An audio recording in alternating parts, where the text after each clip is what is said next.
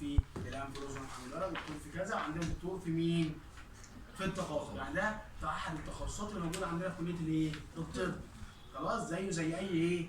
اي قسم. طيب اي قسم في كليه الطب بيهتم بايه؟ بنوع من انواع الايه؟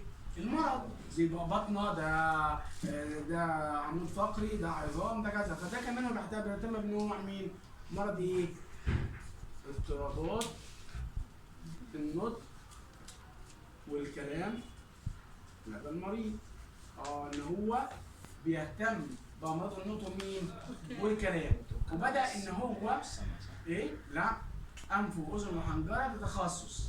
سمعيات تخصص تاني، اللي هو مقاييس السمع اللي احنا كنا شفناه، اللي هو المنظار. لما اعمل منظار على الطفل، لما اعمل ضغط الاذن، او ان انا اعمل مقياس للاذن الوسطى، هعمل مثلا انبعاث القوقعي للقوقعه واشوف اداء القوقعه بتاعته، اعمل الاي بي ار اللي هو التخطيط السمعي الدماغي، هعمل بيهيفير تيست.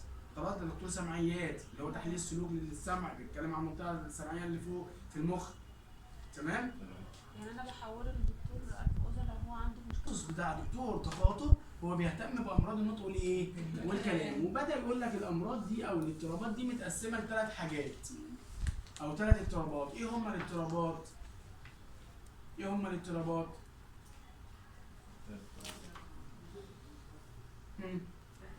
ايه دي؟ احنا قلنا ايه؟ بنتكلم مين؟ المخ. من مخنا. يبقى اضطرابات لغه. اضطرابات مين؟ لغه. لان اللغه موجوده كلها فين؟ في المخ. اللغه كلها موجوده فين؟ في المخ. وبعدين اضطرابات مين؟ كلام. وبعد كده اضطرابات صوت. جميل جدا. يبقى عندنا ثلاث اضطرابات: اضطرابات للغه، اضطرابات للكلام، اضطرابات لمين؟ الصوت. خلاص كده؟ طيب تعالى نبدا نشوف مع بعض كل واحده معناها ايه عشان نقدر نفهم الموضوع ده. اول حاجه بيقول لي اللغه هي نظام رمزي منطوق تم الاتفاق عليه بين افراد المجتمع. اللغه نظام رمزي منطوق ايه؟ تم الاتفاق عليه بين افراد المجتمع. ده وسيله الايه؟ وهو وسيله مين؟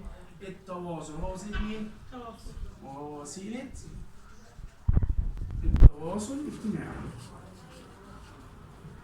بقول لك يا اخصائي خلي بالك، اللغه دي نظام رمزي منطوق تم الاتفاق عليه بين افراد المجتمع. يعني احنا في المجتمع المصري بدانا نتكلم باللغه العاميه، وده النظام الرمزي المنطوق اللي تم الاتفاق عليه بين افراد مين؟ المجتمع. طب وامريكا بدا ياخد نظام رمزي ايه؟ منطوق تم الاتفاق عليه بين افراد مين؟ المجتمع. طب في المانيا، في الصين، في فرنسا، في البرتغال. ففي كل دوله هو لها لغه. يعني ده النظام الرمزي المنطوق اللي تم